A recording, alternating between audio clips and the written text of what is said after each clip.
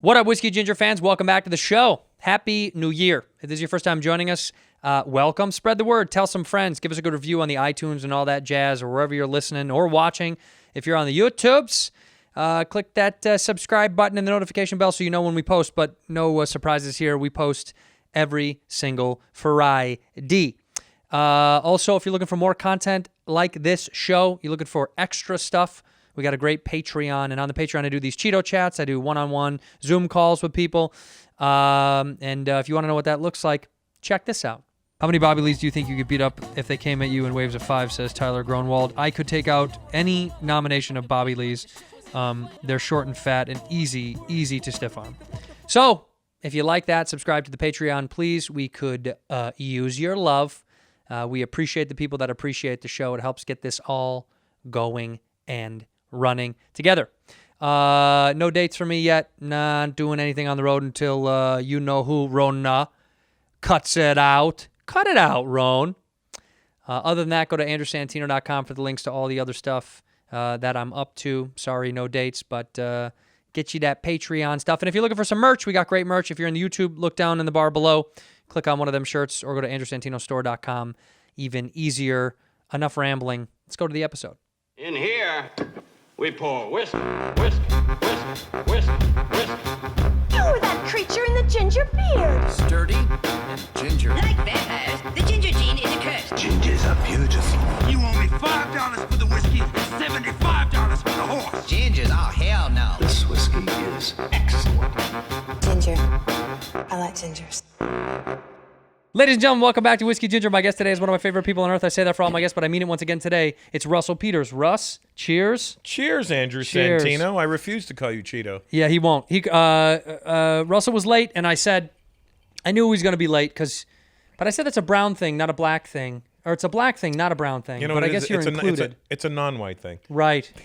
But don't you think historically your people are always on time? My people... I don't know. I know Indian people are generally late. Are they really? Yeah. God. Yeah, we're pretty bad at it, too. Like, I was hosting an award show in India last year, the GQ Man of the Year Awards. And Were you really? Yeah, in India. Well, who won the GQ Man of the Year in India? Oh, I don't remember. Some A fucking good guy. host. Some fucking guy. Yeah. So they said, I'm in the hotel. This is in Bombay. And they go, Russell, we're going to send somebody for your room at 8 o'clock. And the show will commence at 9 or 8:30. We'll bring you downstairs. We'll do the red carpet. We'll do the interviews, and then we'll start the show at 8:30. Okay. And I go, cool. And I'm never on time, but I was ready that day early. Because I you're was- in a hotel. Where do you Yeah, like, how I do was you- ready at 10 to 8, and I'm like, wow. I call my brother. I go, hey, I'm ready. He goes, yeah, they pushed to 8:30. I go, oh, come on. I'm fucking ready. The first time I'm on time. Yeah. And they pushed. And I go, okay, I'm going down to get a drink then. All right, so I go to the lobby bar. I grab a drink. My brother goes, I'll come down to meet you. And my brother comes down like 8:20. He's like, yeah, they're going to come at 9 now. And I'm like, are you kidding me? So now I'm at like, by the time they got me, it was 9:45 or 10 o'clock or something crazy. 2 hours after they were supposed to Yeah, get you. and I'm hammered now. Right. And they take me to the red carpet. I do all the interviews, but I kept drinking. During the show? Oh, yeah. So by the time we started the show, I was fucking lit. I'm like, welcome, everybody. When you get invited to do stuff like that in India, is your first reaction no, or do you love doing stuff No, like I love that? doing shit You do? like that. I like hosting events like that. It's fun. See, that gets me all... I'm always afraid that, like, knowing my mouth, I'm going to make an off-color joke or something stupid, and then Well- they're going to be offended by it, and I'm like, oh, shit, I don't want... I'm hoping for that. You want to get canceled? No, I just We like... can do it today on the show. Yeah, Let's I'm do- sure we can. Yeah. You can get canceled doing anything now. No, not. You know what's so funny? I think comedy fans, particularly podcast fans, it's more of like no one gives a shit anymore. I mean, you actually learn most of the country and the world doesn't give a shit. It's an Yeah. extremely small group of people that give a weird shit for no reason. It's true, but and I've never actually physically met one. Nobody does. They don't really I don't exist. think that's what I Yeah, said. they're I don't Russian think they're- bots. They're all- I agree. But I the think they're fake. the studios and the networks, they're all so fearful of it. And I'm like, what are you? Like, Yeah. nobody pushes back. Nobody fights back. Well, you know the old phrase, if it messes with your paper. It's like as soon as it starts to get in the psyche of the big companies and networks that it's going to fuck with their paper, then immediately they're like, oh my God, are we going to lose money? They're so scared of the possibility of losing money, even if it hasn't happened yet. Oh yeah, no, and that's what I'm saying. Like, all they do is empower that shit. I know it gets bad. Well, but you know what? Well, look what happened to Chelsea with Netflix. Chelsea, who? Peretti? Handler. Oh, I was like, what? Oh, Chelsea. What happened on Netflix? Well, she did. She was talking about it on Stern. She was saying that she did this The show documentary. that she did. Oh yeah. And that at the end of a shoot one day, I guess they got something really good, and she was excited, so she smacked this woman on the ass, like, all right. Mm-hmm. And it was a black woman, and she like made a big deal about it, and she was like, That's what you get, "This is what we've been fighting against," right. and she had to go to like sensitivity training. Yeah. I'm like, what the fuck? You could just be like, hey, well, don't fucking touch my ass, and then that's it. It would have been great. Well, I mean, she used to be able to just knock someone out. She should have just been slapped her or hit her in the face. Yeah, turn around and be like, bitch, I'm gonna punch you in your face to do that again. Right. Like, it's pretty simple. And then it's all cleared up. It's gone. She did some stuff. I made fun of her on Twitter. I mocked her real hard on Twitter just because she did that with 50 Cent, and she was like, I reminded him he was black and that he can't vote for Donald Trump. And I was just like, this is such a corny approach to be listen here, colored boy. You don't. I was so annoyed at that whole thing with 50 Cent. And also, then 50 Cent, who has every right to be a Trump fan if he wants to. I don't care who people vote. That's your choice. Yeah, I don't think he's a Trump fan. He just liked the tax policy. No shit. So did everyone that did vote for him. Yeah. So did all these executives that we're talking about that run these studios. Absolutely. So the fact that like he then has to come out and apologize publicly and be like, I'm sorry, I'm not going to vote for Trump, is like, to me, it's the epitome of what's wrong with what's going on. Yep. It's like you're supposed to feel bad about whatever. You know, I think that's, luckily all that shit is in the past now, this whole fighting with the Trump thing, unless he never leaves. He might just be like, I'm here now. I'm living at the White House. I think it's going to be hilarious in January. See what happens. When they try to get him out? It's going to be hilarious. It'll be like the groundhog, if they like to pull him out of the hole. There he is. It's going to be whack-a-mole. Yeah, whack-a-mole him out of the Where White is he? House. There is he. Get out of here, Trump. No, I mean, you know what? We'll see what happens next year. It's just all this is going to become is a fight to talk about who was the real vaccine credit, who gets the credit for the vaccine, because he's still online tweeting, talking about like, I'm doing the job to get the vaccine out early and not divulging information of Biden's camp, which I think is, that's all it's become, is a rat race of politics of who gets the vaccine credit. Are you going to take it? I don't know. Yeah, interesting, huh? I don't know. You're like the fifth person that said no or I don't know to me. Yeah, I don't want to say outright no, because Right. I don't know. Right. Well, because... But I'm also not a fucking sheep. I'm going to be like, yeah! Right. You know? Like, do you get flu shots? No. Yeah, I've never gotten I've never one. done a flu shot, and Yeah. I've gotten the flu maybe twice in my life. You know what I mean? Like, I got it one time, but I never get the shot because I learned from a friend, a family friend who is a doctor, who was like, it's 56% accurate. yeah, I don't want that. I was like, what? I was like, our whole lives I thought if you get it, you're good. He's like, no, it's less than 60% consistently every year is typically around the number of efficacy of the flu shot. I was like, that's crazy. Hey, you might as well go play slot machine. Right, it's the same shit. Yeah. Yeah, let's go to black. Playing the let's go to same blackjack. odds. Yeah, I didn't get it. I've never gotten it, but people around me. And now that I had the Rona, my doctor told me not to get the flu shot. But they are saying, there's publicly people saying you should get it even if you had Rona. I'm not buying it. I know. Show everyone your perp drink that you came in here with, by the way. I came with my little Russ once again wanted to prove that he is culturally match my black because he's outfit. matching his outfit. His shoes are fly as fuck and they're clean. He's got his perp drink. What's inside of there, by the way? So it's a sun-kissed grape, sugar-free, no calories. Really? Is that what it is? Yeah. Do you love that I stuff? fucking love it. I drink way more water this way. I don't drink juice. I just don't drink juice No, anymore. it just tastes like fucking grape water. Do you remember in the mall back in the day, they used to have that bowl with the fountain drink in it? Totally. And like the grape would just cascade all around it. You were obsessed, huh? Yeah, I loved that drink when I was, and that tastes like it. Where did you grow up? In Toronto. That's right. You're a Canadian cat. I forgot grew up in about Chicago? that. Chicago, yeah. But you're a redheaded guinea. How did this happen? My mother was trying to find a way to get back at her father, and so she slept with a Sicilian kid in the neighborhood. And what's your mom? Irish. I mean, the most. I mean, she's a yeah. leprechaun.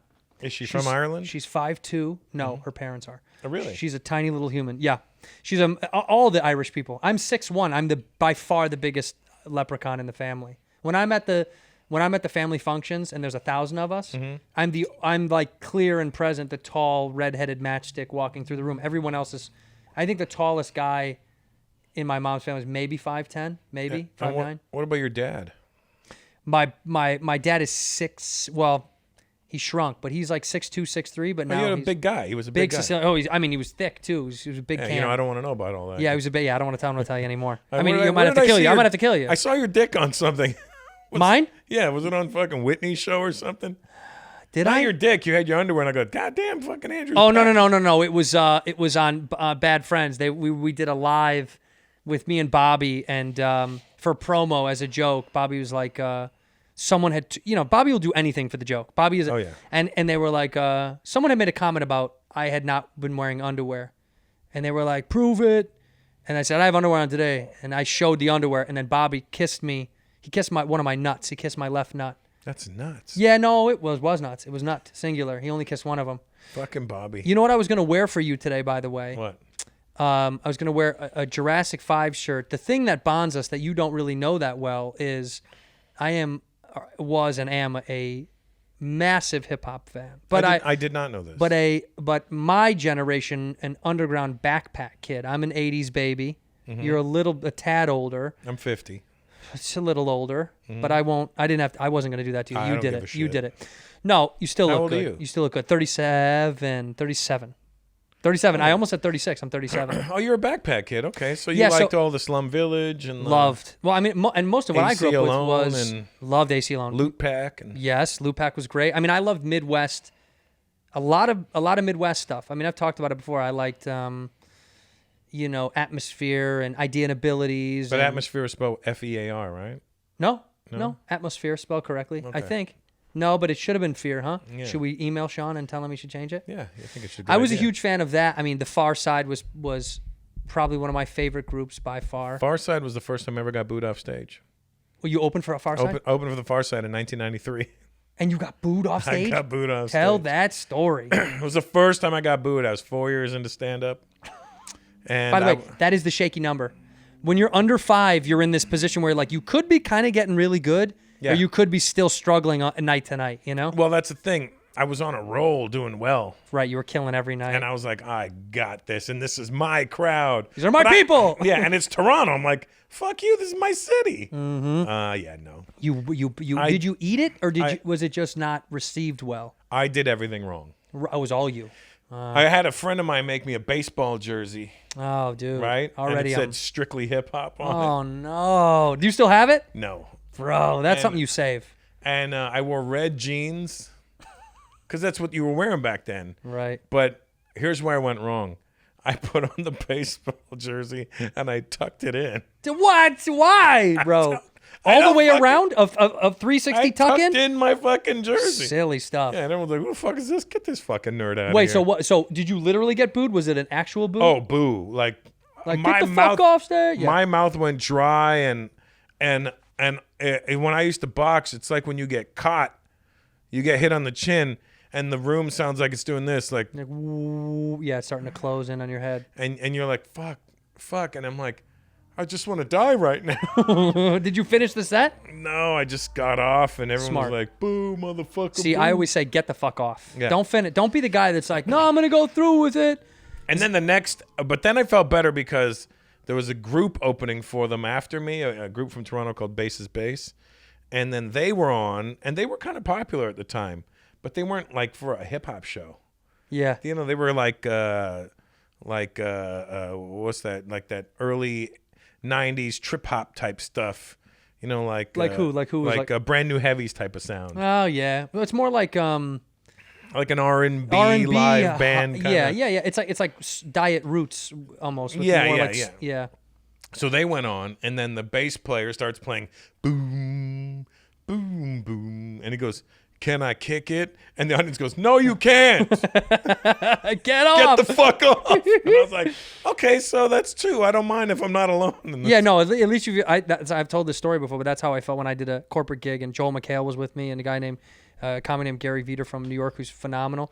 And I bombed so bad. Alonzo was on it. I bombed so bad it was like it shook my core. But then Oh, I yeah. saw that everyone was doing poorly. It was in front of one of a Japanese businessmen in Vegas. It was like, this was never going to go well. At circular tables eating dinner, no less. Yeah. So like turning around to see. But yeah, I almost wore my J5 shirt for you because that was another band or group that I really liked that I thought, I really love Charlie Tuna. And they're Well, still. it's the ambitious man with the... Right? Yep. Well, it's the... Oh, God, everything about that So, dude. Newmark is Yeah. one of my good friends. DJ Newmark. Yeah. So he was dope. at my house a couple of weeks ago. We barbecued. Because you're a DJ. Mm-hmm. Well, obviously everybody knows you're a stand-up, but you love DJing. I've been DJing 35 years. If you could flip and have the DJ career that you have with the stand-up career, would you do it? The same career. Well, I'm but as saying a like the DJ? success you found Like in the same- stand-up. Yeah, hell yeah. You would, huh? Hell yeah. So do you think in another life do you sometimes wish you stuck like just really went all the way with music instead of comedy? No. No. I'm quite happy with the way it went. Yeah, it's going okay. It's Yeah. not bad. Yeah. And I love DJing, but I see how much better most DJs are than me right now. Sure. Because I'm friends with like all these really top level guys. So Yeah. I'm like, when they come over and they're like, "Yo, that's nice," and I'm like, "Shut the fuck up! You'd murder me on You these know better. turntables." Yeah, know what I mean? you know. But it is funny when somebody kind of It's they basically like an appreciate open you. micer getting a compliment from a headliner. Right, and you know Great better. set, man. You're like, really? Yeah, but you're also like, shut the fuck up. Yeah, There's no I way know. you really mean that. Yeah. So what was that like? Who did you link up with in the hip hop world that kind of embedded you in comedy and hip hop? Like who did that? Who made those links for me? Yeah. So Marco Polo, you know, like Marco Polo? Mm-hmm. You guys look like you could be related. Yeah, to. maybe could have been brothers. Yeah, he's Italian. Marco Paolo Bruno. Paolo. But I'm not, I look like the map of Ireland a little. Yeah, but he's a ginge too. I know, but not like this fade. This is so much. No, you know? but he looks like he just got out of Auschwitz though, because he's really skinny. Yeah. Like he's one that got away. He's got like a big, Yeah. Anyway, Marco Polo's from Toronto. Yeah. And he did a beat for me for one of my specials, and then he was like, "Yo, is it cool if Craig G comes to the show?" And I'm like, "Are you serious?" Fuck yes. And then he goes, "Yeah." I goes, "Who else do you want to come?" I go, "Who else do you know?" And he started inviting all these old school rappers to my shows. So one time when I did Radio City Music Hall like 10 years ago, Pharoah Monch came, DJ Premier, Craig G, Master Love. Ace. Everybody was there, and I was like, "Holy shit!" Yeah, it's And we wild. all went and hung out, and then we all became really good friends. And like Lord Finesse is one of my best friends, and Primo is the man. He's a big comedy fan. You know that, yeah, right? bro, He's I know a this. Big time comedy Yeah, fan. Primo probably knows who you are. No, we do. We've connected. Oh, well, there you go. Yeah, in fact, I was sitting in bed one night and I told my wife, I said, you know how weird it is to be texting with like... Do you know how weird it is to know I didn't know you were married? Yeah, well, it's also because every time that you and I hook up, I don't tell you much. You know what I You mean? fucking treat me like a Well, snake. it's okay. You're my side dude, bro. I told her, I was like, I'm texting with DJ Premier, and that's like the weirdest thing. And of course, it means literally nothing to her. But I'm like, Oh, that's yeah. like the weirdest feeling about someone I grew up like idolizing. Yep. And I say idolizing because I didn't, never, not like I wanted to get into music, but It's I the just worst. was such a big fan of Same, like everything that he my did. son's mother, when we were together. And We say baby mama in this room. yeah, okay, I go with that, sure. You can say whatever I don't you even want. think I'm in that cute space with her. Oh, no, it's not like that. Yeah. My son's Mother's so formal. That's It my is. son's It's mother. It is all very formal Right. right now. Right. But Big Daddy Kane stays at my house whenever he's in town. Really? So she had no idea who Big Daddy Kane was. I go, he's like a legendary guy. I had posters of him on the wall. Oh, okay. So she would see him in the kitchen. Hi, Kane. Oh, hey, Mama. How you doing? And she's like, he's really nice. And I go, he's fucking Big Daddy Kane. Yeah, She's he's like, the best. I don't know. It doesn't mean anything, huh? No, thank God my new girl knows. She's like more age appropriate, so she knows all the Right. all the shit. Like when, I get it, dude. You know. You always go.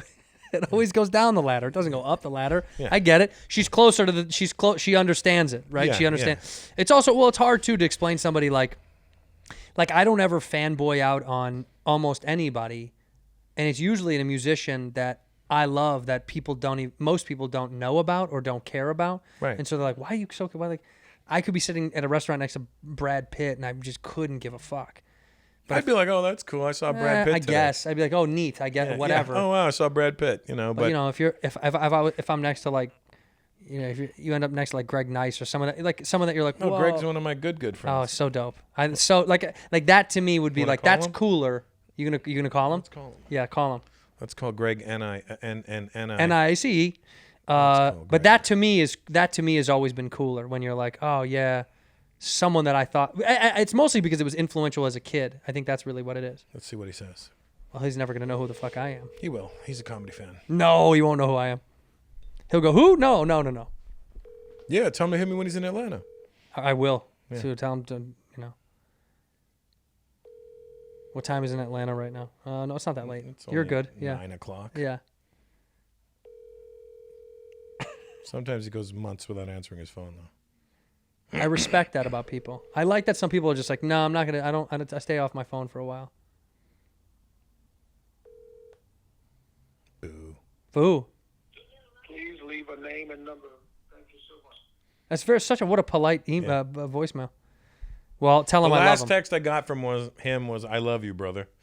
That's a great text. Yeah. If anything goes south, And at least you said, had that. You too, Gregory. like a dad. You too, Gregory. Be well at school. Yo, have you been doing anything during pandemic, stand-up wise, or no? Like the odd week, like I did Addison Improv. Yeah, how was it? It was fine. It was in September, though. Right. And that's when I found out. I didn't find out. That's when I thought I had the COVID. Really? But I didn't know. I didn't know at the time. Right. Retroactively, I went, oh, shit. I guess I did. Yeah. But I mean, how much traveling were you doing? Not a lot. Not a lot. So that was like my first gig since July. So it's like every 2 months or 2.5 months, I get a weekend. And I was supposed to be in Chicago this past weekend, but Close. got canceled. Now What were you doing in Chicago? What do you do when you? Schaumburg Improv. Oh, you do? Yeah. Where did you grow up? Well, I grew up in the city till I was 11, and then we went to the western suburbs. I grew up right down the street in the same neighborhood as the Old Town Zanies, the one on Wells. Oh, yeah. I was really close to that. And what about Jokes and Notes? Do you ever play there? No? Where's that? There's a black club. Oh, yeah. Black comedy club. No, I didn't do comedy in Chicago. I started Oh, out you here. didn't? No, I moved out here and did comedy out here. So when I go back to Chicago, to me, there was no, connective tissue to any clubs that I, had a thing about. The only But thing a lot of great comics came out of there. Totally. Rocky Laporte's fucking hilarious. There's a lot more comics that move to Chicago and then claim it as their own than Right. physically are from there. I would say that. Well, There's a lot of guys that move like Kumail and Bronger and a lot of those guys, they moved from somewhere else. Kumail started. Is it from Chicago? He Is that where he moved to? When that's where he moved came to from do stand Pakistan? up. Yeah, that's yeah. Oh, okay, I didn't know that. But a lot of guys claim Chicago. There's a lot of comics, and that's totally fine. But that's because that's where they started it. Right. But I don't. Born and raised in Chicago. There's only a handful of guys. Rocky Laporte, Dion Cole, D-Ray Hannibal Davis, Hannibal Buress, D-Ray Davis, Little Rel. Rel. There's Mark Simmons. I don't know who that is. I've never heard of that. That's all the black comics. Because back in the day, when I Yeah. would go to New York and stuff, I could only get on the black rooms. Really? Like in the mid '90s, they were like, "Hey, you can get on."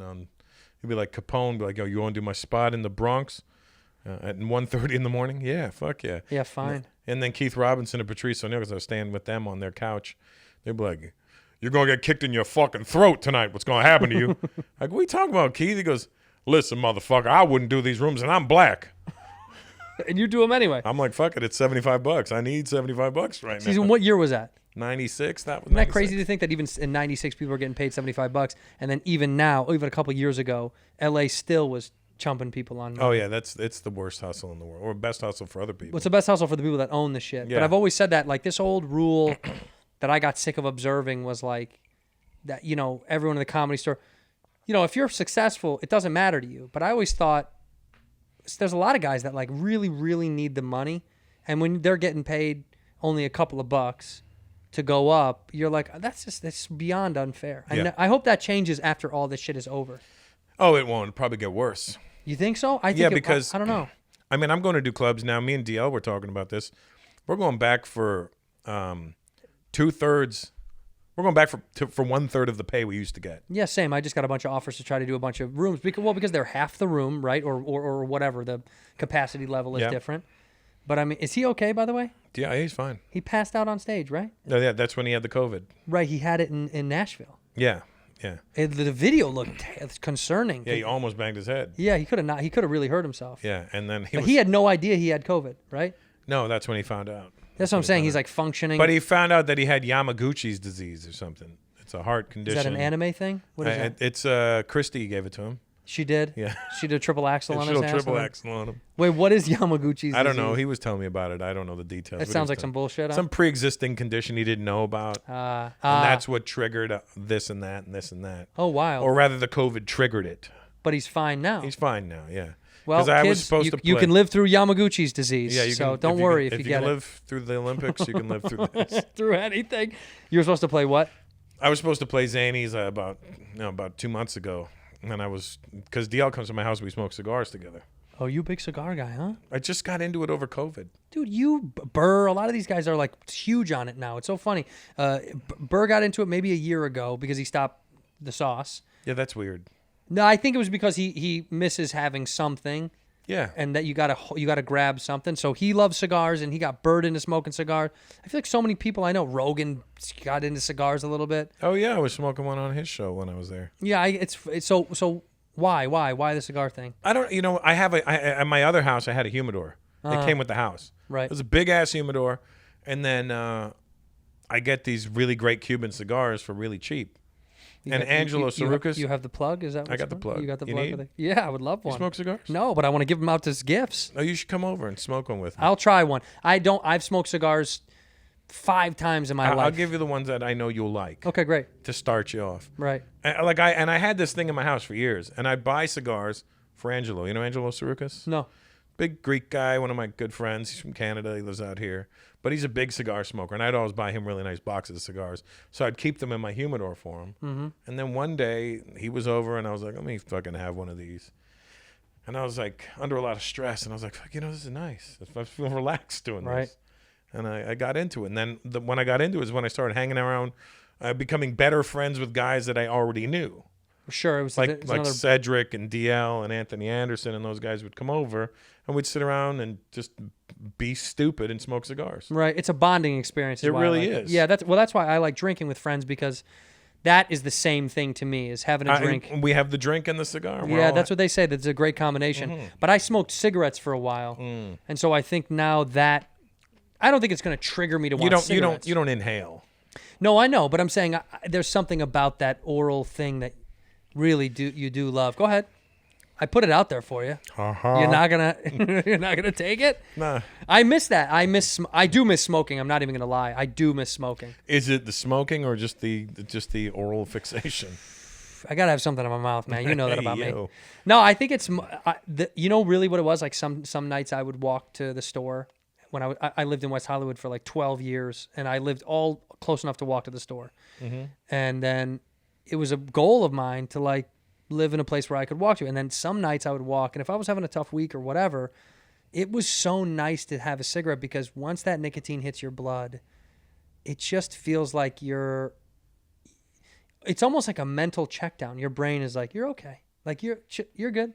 It's this thing that just mentally it feels better. It physically feels better. It's a whole psychological thing. So yours was about the nicotine then. It also is the act of smoking. Right. But I think these things are intertwined. I think I think when somebody is addicted to nicotine and they get to a place when they can't go an hour without having cigarettes, well, then then it's like you need to fix that. Yeah. But I wasn't so addicted where I needed one all the time, but I really wanted one. Once in a while I really wanted one, and it was a great relief in the weirdest way. Yeah, I think I'm like that with cigars now. Like I can go many days without it, and then someone's like, "You want to have a cigar?" I'm like, "Yeah, let's have a cigar." Yeah, it's nice to have. Yeah, it's the same with drinking. It's like I could go a couple of days, maybe weeks without drinking. Somebody's want to have a drink. I'm like, "Yeah, let's go have a drink." See, I can't go weeks.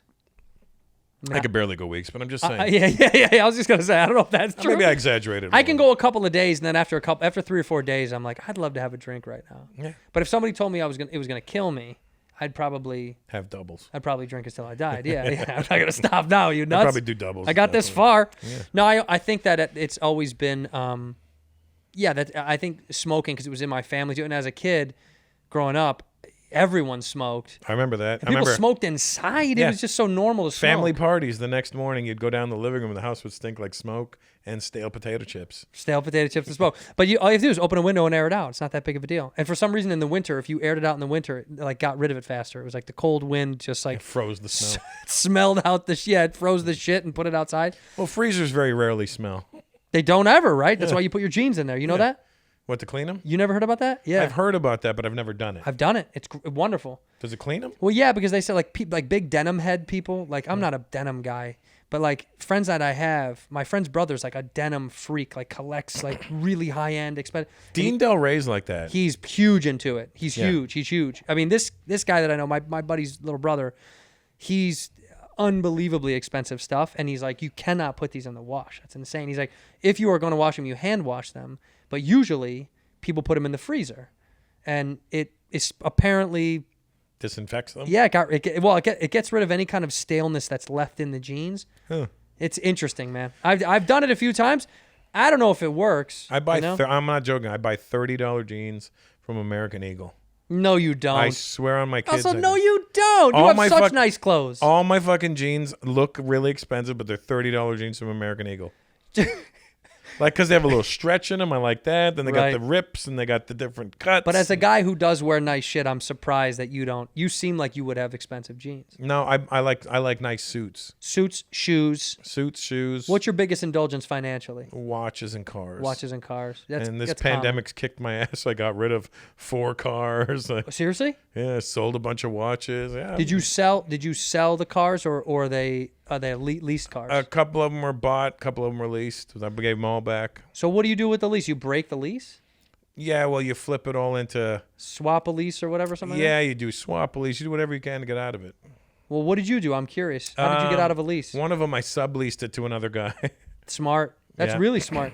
Totally legal too, by the way. I know. A Yeah, friend yeah. that I does made him that. do paperwork and everything for that. That's great. Yeah, went all through the lawyers and everything. So that I did that with my Rolls Royce, because that was a payment I couldn't do anymore. So yeah, it's almost $5,000 a month for a fucking car. It's stupid. Wow.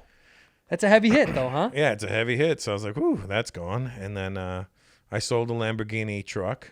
Well, really? Did you get rid of it? I got rid of the Urus and I traded it in for the Audi, which is $125,000 cheaper. Same engine, by the way. Same car. Exact same engine. Exact same engine, same Yeah. car, same technology. Yeah, I'm a big car guy. That is the funny thing about why Audi did that. All the Audi family, by the way, that is the exact same engine that they put in there. The only difference I've heard, as someone who hasn't driven the Urus, is the throttle response is supposed to be a little bit better on the Lambo. I honestly, I can't tell the difference. Right. Most people say they can't, but yeah, that's the technical difference that Lamborghini claims. I actually think that the Audi holds the ground better too. Well, it's a little heavier, right? A little heavier, and Yeah. the tires are wider and Right. bigger. Right, sure. Yeah, I mean, look, it's so funny when you think about if you're a car person, like I love cars, and when you start to learn about cars and the tricks of cars that you're like, sometimes cars are so overpriced Oh, it's stupid. for no reason. Yeah, like, you're there's like- no reason.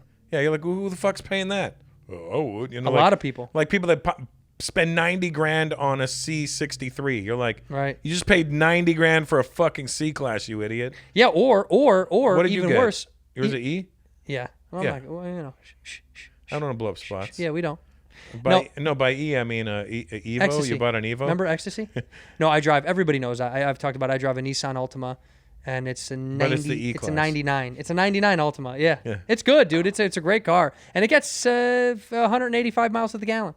No, but What was Brody's joke? Wood exterior. yeah, wood exterior. Yeah, yes. I miss that, dude. I think on my next run, I'm not gonna lie, I'm probably gonna go electric. Really? There was a guy. There is a guy around the corner from my place who has a fucking Polestar. I've seen those on the That road. shit is beautiful. Yeah, it's gorgeous, right? But it looks like the fucking Urus. But I'm afraid it's going to be like the Fisker? the Fisker, and blow it set on fire and blow up, and then you know those people that drive the Fisker, there's no dealership for that anymore. It doesn't exist. There used to be one in Pasadena up until last year. Gone. Yeah. So now you have to go to a body shop that knows how to deal with those Yeah. things. No, I love the way they looked, but I sent my assistant to go drive it for me, Yeah. and he said, "Yo, this car drives like shit." It was bad. He said it's so slow, it's annoying People because got it looks obsessed. fast. Right. Yeah, it does look really fast. It looks fast, and they weren't electric; they were hybrid. Well, that's kind of like that BMW i8. That looks really fast, but it's not that fast. No, and it's a fucking pain in the tits to get in and out of. Oh, really? I've never been in one. I was like, "Yo, this shit looks dope. Let me go try it out." I got to the dealership. I go, "Okay, how do I get in?" They go, "You got to fall in." Yeah. It's on the 'Cause floor. The well between the door and the seat is this wide. It's like a fucking wide ass well. Oh, so you have to literally have to jump in the car. And then to get out, like you fucking 2 feet? pull your groin to get out. 2 feet, you still can't get out because it's higher than the seat. Sure, it sits lower. So Yeah. fuck, it was like a turtle on its back. What are you? There's no electric in your family? No electric cars? No, I'm waiting for them to come out with something. Here's the thing, I like the What do you mean the Tesla Plaid? Do you know about that? No. You don't know about the Tesla Plaid? No, tell us. Fastest electric car ever made. I'm not worried about speed. I'm worried about comfort. Oh, it is pretty comfortable. I think Because I don't Teslas like the are Tesla all right. seats. Right, they're standard. Right, they're like very standard run of the mill seats. And there's no like ventilation. No, everything's up top. Yeah. They designed it cheaply because he wanted to spend all the money on the batteries. Those batteries are so expensive. No, the Plaid though, for real, it's an under 2-second sedan. It's the fastest car pound for pound. In Oh the yeah, world. no, for sure. I mean that car's a rocket, but same time. Yeah, it's not. Well, but he doesn't. I think his whole thing was he didn't want to continue to make upgrades to the interior because it's driving price tags up, and he wanted all the cars to be simple production line. So that's like the problem, right? You're like, Yeah, I mean I get his theory. you like fanciness. I like stitching in the comfort. seats. I like stitching in the seats. I Right. like comfort. I don't want to take my Tesla and have to go customize it myself. I mean, Take that's my what- car to that's what fucking people West do. Coast. You know what I mean? Right, dude. Get it done by what's his name? Chip Foose or some No, shit. no. Exhibits up there, or whatever. Yeah. Right. What was it called? What was it called? Pimp My Ride. There was Go get your ride pimped. Galpin Auto Gas. Get it Remember? at Galpin, dude. Yeah. I had something done at Galpin once when I had my first Rolls Royce. How many Rolls Royces have you had? I've had. By the way, we're talking rich money. I don't know anything about his world. I'm just relative to it, so it makes sense to me. But like I've had 3 or 4. crazy. But I mean, I never ever kept them What do you mean? because they look really cool, but you feel like a dick driving it.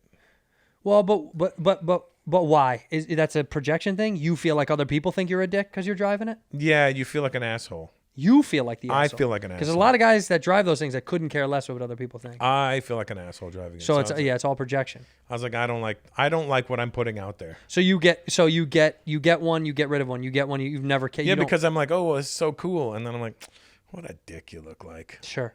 I mean, you know, That could be my Kind of. That could be my Canadian side. I would like a Cullinan. oh really? I love those. I fucking love the Do Cullinan. you just got rid of 4 cars now, right? And Yeah. you're ready to like juice No, it back I'm up not again? gonna do nothing, but I have 2 Audis. That's it. That's all you got left? Yeah, Wow. an RS Q8 and an S8. The S8's fun. Huh? It's a great sedan. So you have those 2 whips and that's it. Lambo gone, Rolls Royce gone. What was the other ones? Beamer gone. What Beamer Jeff? M5? 750, the Oh, yeah. new one. The Big Daddy. With the M package, and I had it was black matte paint from BMW. Damn. Red leather interior was beautiful. I want to be like you when I grow up. But I was like, I never drove it. What was the point? And what was the other one? An M850. That's a bad fucking car. I love that I had thing. the first edition that had the Swarovski crystal on the In the dial. shifter. Oh and my everything. god, Yeah. dude, that's bananas. So what do you got to give all that stuff back? And you're like, I can't. I just got to get rid of I it. just didn't need it. Everyone was like, "How many cars are you gonna drive?" You know what's funny is, not to name drop, but Please. Lennox Lewis, when I first started, because we grew up together. You seriously? Yeah, Like in the same neighborhood? What do you mean? I was an amateur. He was an amateur at the same time. Sure. So we would see each other at tournaments. Right. I wouldn't be fighting. He would. And I mean, it would just be like, "Hey man, what's up?" You know, good fight. And Right, It right, wasn't right. anything more than that. But then, as we got older, and I got in the business, and he became heavyweight champion, I was like, "Hey, I remember you from," you know, and I was like, "Yeah, that was I remember," you know. And then Right. we rekindled. We became much better friends over time. Wild. To the point now, actually, I'll show you. There's this video. I'll send it. I don't know if you can put it on the. I'll put it on. the podcast. Yeah, we'll put it right here. Yeah, it's a video of him with this suit he just had made. Right. Yeah. This is. This is like from September. Right. Anyway. But anyway, long So story he gave short. you a shout out. No. He had a suit made, right? In 1996 or 7, I was at his house in London, 97, 98, whatever it was. Sure. Back in the day. I was at his house in London to visit him, and he was like, I go, "Where's your title?" So he pulls out his WBC belt, and I'm holding it. And I go, "Let's take a picture." So I took a picture of me holding the belt and looking at him like we're facing off. Wild. And I recently found the picture like last year. Oh yeah. So I sent it to him. I go, "Yo, check this. I remember this." He goes, "Holy shit." And he just had a suit made, and the lining of the suit is that picture. No So shit. the lining of a suit is a picture of me and him. You got to send me that. That's wild. Yeah, so it's pretty cool. That is really cool. Yeah, so that's How old were you guys when you first met? Let's see if Lennox Lewis, man. If I was like, 16, 15, 16, he's what, maybe 4 or 5 years older than me. Are you boxing anymore? You don't box anymore. No, I do jiu-jitsu.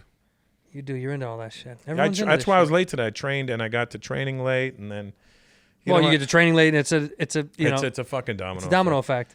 And then after I had to go and eat, and then I was like, got home, then I showered. Are you eating healthy? I'm trying. Do I look okay? I'm not judging your physical form. I think you are. I want to know about your inside. That's what matters. I'm trying to eat healthier. It's impossible, dude. I gained 10 pounds over COVID. Did you? Yeah, man, and I've lost a little bit of muscle, which sucks because I can't work out the same way. Just schedules are different. The lifestyle is so different. It's just everything is shifted. So, and I'm quicker to say yes to pizza. You know, I love pizza though. Fuck, but that's my problem. Is like when I was doing shows every night, or I was traveling, or like when you're busy, it's so much easier to be conscious to go, hey, I can get a workout in the morning before I go do shows, or I can, and I can get a good meal in the hotel, or I can go out to get a really good, healthy meal. Mm-hmm. You know what I mean? It was just so much easier to live a little bit more conscious. But now, if I'm doing a bunch of bullshit and then I have a day and then I get home, the trick for me is no snacking. Yeah, impossible. Come on. I don't snack at all. Really? Not at all. I don't snack now, and I used to eat till I was fucking stuffed. Same. Because we grew up with our parents like, don't waste. Yeah, eat it. Eat it. Yeah, you had to eat it or you couldn't get up from the table. Yeah, That's really my what it parents are was. from a third world country. Do you know that your cousins are starving? And you're like, I didn't. Well, they are. Would you have any smart ass rebuttal to that or no? Oh yeah. Well, why don't we send them? Send this it to then? that. Yeah, that's what I used to say to my mom. We'll send it to him. My dad was like, "What you fucking say?"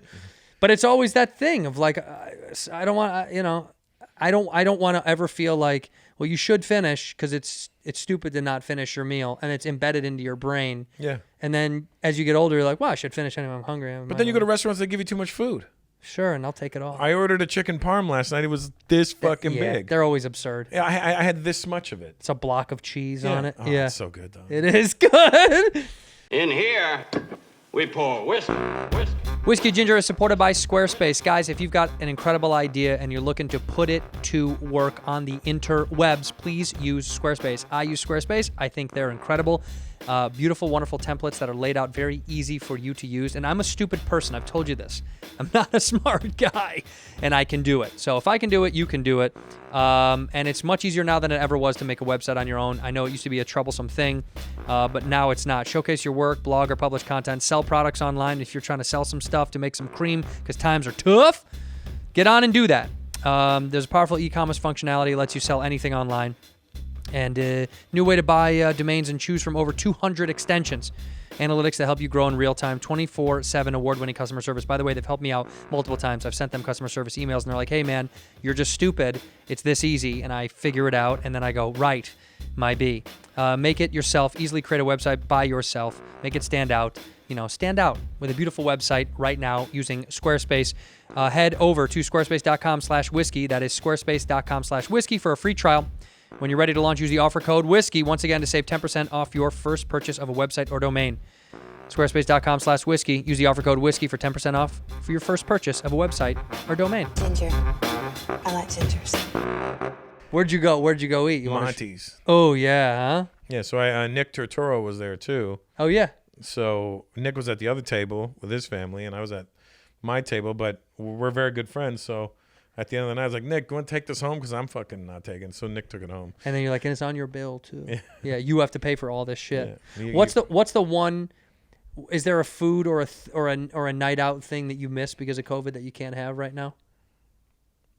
I miss flying to Toronto and having Jamaican food. Oh, yeah. I love Jamaican food. It's good, huh? Fucking oxtail, rice and peas. You can't get that in LA, huh? Not really good. You can get okay. Where would you go to get Jamaican food? I gotta go to here? the fucking hood to go get it. Sure. And I'm not. Fuck You're not doing that. Jamaican food in Beverly Hills, dude. Yeah, so I gotta go down to Inglewood, and everyone's like, "Oh, there's this spot." I'm like, "Listen, if you're coming up that way, I got this friend who lives in Compton. He's like a gangbanger guy. Yeah. And he's like, "Hell, cuz, whatever you need, homeboy, I got you. I got my people. They be throwing down on the kitchen, cuz." And I'm like, "Okay, well, bring it up. Yeah, I'll bring you some oxtails." And they always call it oxtails, but Jamaicans just call it oxtail. Right. But I'm like, "Yeah, is she good? Yeah, she's Jamaican, cuz." I'm like, "All right." And I don't know what he did or how he did it, but this lady came to my house with a big ass tray of oxtail, rice and peas, beef patties, cabbage, a cooler full of drinks. And I go, what I gotta give her? He goes like, nah, I got this, cuz it's all good. She put on, mark it to the game, cuz It's on the family. Yeah. and I'm like, okay. And now you owe them a favor. Yeah, so when now I I gotta read in do the it. paper that Russell says you're caught with guns in your car. Yeah, right. I'm like, Russell Peters caught with 19 guns in his car in South Los Angeles today. Yeah. And you're like, but it was for the oxtail. it was a car chase. right. And we got him. He's exiting the freeway. Book him, Dano. He's going to Calabasas. This is Yeah, that's how they know that you're up to some bullshit when you're living out that way. And they're like, he's coming from the hood. Something's wrong. you know this Buffalo. Yeah. Hold on. Pause. You want some more ice? No. No. Get some of this sauce in there. Pour it discretion. Pour at your own discretion. Are these custom, these shoes? No. They look custom. Oh, they're from Nike. They're older. They're like maybe 3-4 years old. Are you hooked up with the Nike family that you get gifts? No. I know. You? I was at one point, and now they don't send me any. Yeah, they don't. They've stopped all that shit. Well, they've let a lot of people go. Yeah, I mean, when when I first pandemic moved out has not been good to corporate America No. hookups. Yeah, I mean, my boys at Roots of Fight sent me this.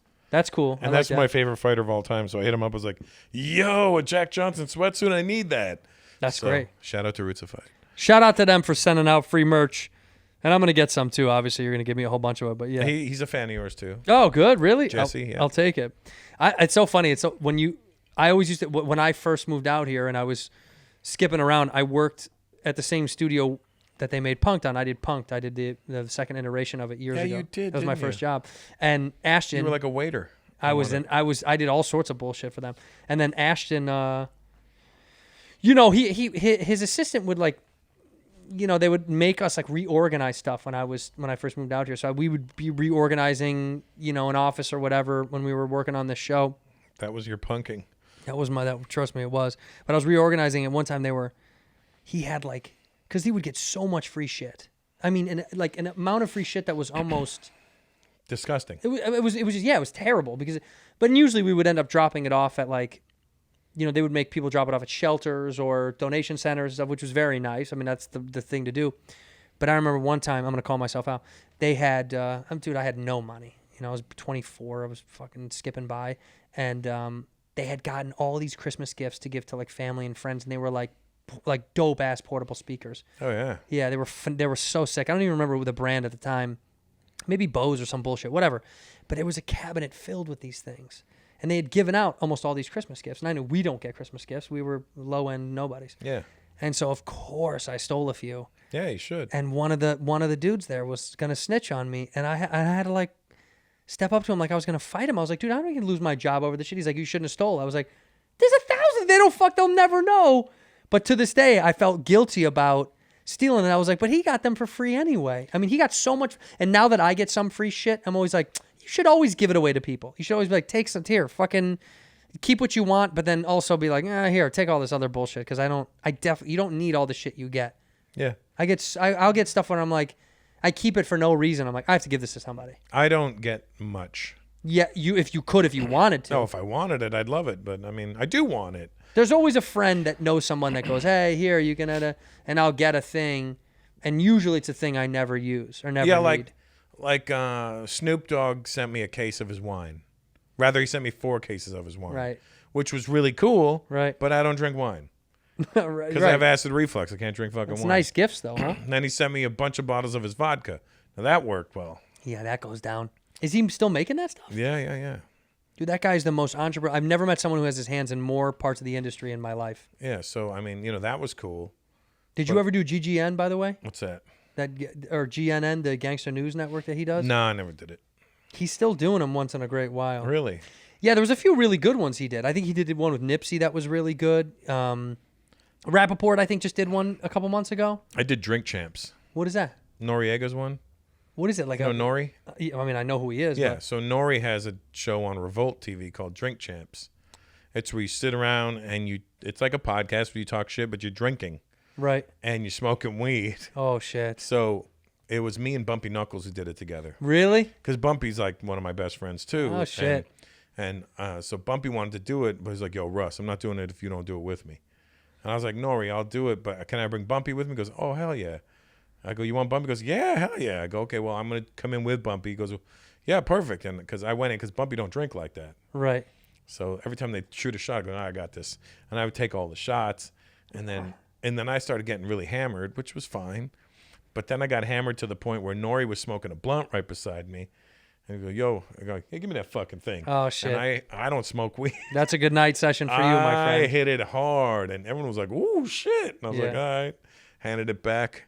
And then maybe 5 minutes later, he lit up a new one. And he goes, I go, give me that fucking thing. Idiot. And he goes, this one's stronger. I go, who gives a shit? I took a hit. And I was like, fuck. And then I'm sitting there, and he's talking to Bumpy, and all of a sudden you see me. I'm like this. Yeah. Out. And then you hear Nori going, we'll continue that with Russell when he wakes up. And then as soon as I got outside, I puked. Oh, you did? Oh. As soon as the fresh air hit me, it was like, wah. Well, what is it called? Whatever that. When you're smoking and drinking. Why can't I think of the name? I mean, that is my magic potion. I love having a little bit of weed. I'll take 2 hits and drinking whiskey, and that's when I feel like I'm in my. When I'm on the road, and I want to like work out some new weird shit on a late show. I love getting a little high and a little drunk. What about microdosing? I microdosed mushrooms. Yeah, that's what I'm talking about. Yeah. It's fun, but I don't know. A lot of people love it. I've done it a few times. I'd rather do mushrooms. I enjoy more taking a hefty amount of mushrooms and getting fucking ripped if I'm gonna do it. How ripped do you get?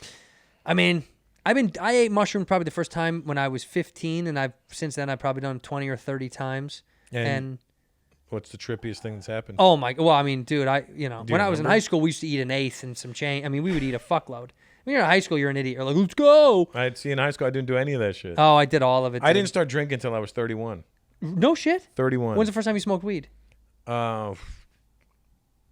Maybe 40. Really? Yeah, and I didn't really smoke it. I just tried it. Were you just a good kid, or your parents really strict, or what was it? No, it just didn't occur to me.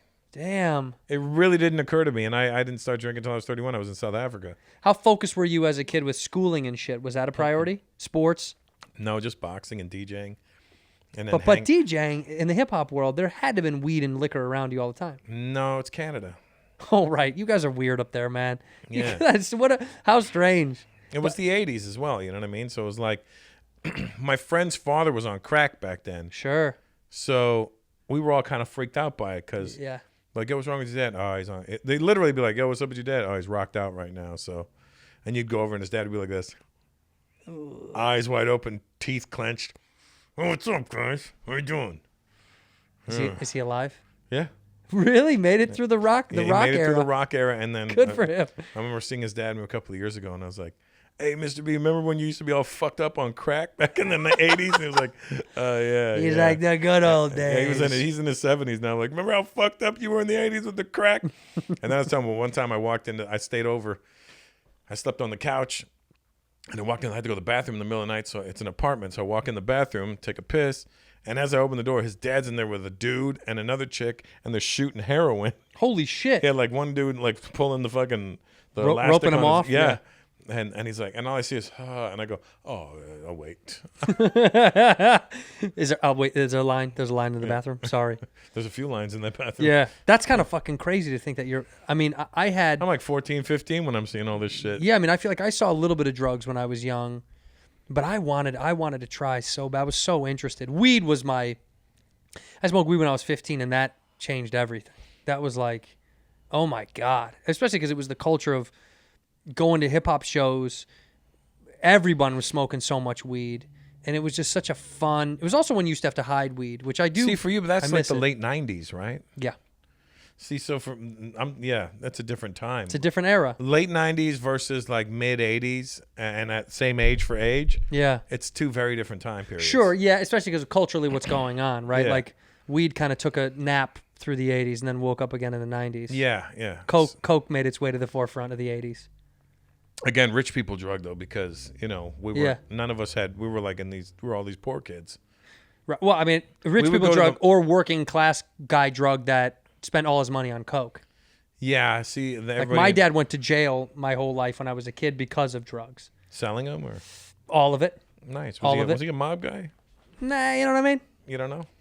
You don't want to say? He knew people and stuff. Hey, we all know people. He knows somebody who knows somebody, make it so you don't know about. He got caught up in the lifestyle of Did your dad speak partying. Italian? No, it wasn't like that. My grandfather, he was the wackiest mother. He's still alive. My grandfather's 91 or 92 and still drives. That's wild, right? Dude, you can't kill this guy. You literally couldn't kill this guy if you tried. We were in the parking lot of a Was he from Italy? born and then here. But Born in Italy. not raised here. Born I and mean, they not moved raised to there. America. Yeah. We were in the parking lot of a why can't I think of the name? I'm losing my grip. This in Illinois? This is in Chicago. Yeah, they're all over the city, but I can't remember. I'm closing my eyes. But Golden Nugget. Golden Nugget is like A buffet restaurant? Norms. It's like our Norms. Oh, nice. Same kind of shit. You know what I mean? It's I love those places. me fucking too. Well, the Nugget in Chicago is a great thing, but we were in the parking lot of Golden Nugget. I'll never forget.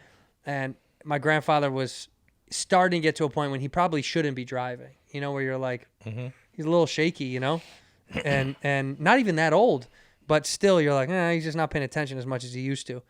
He fucking hits the gas.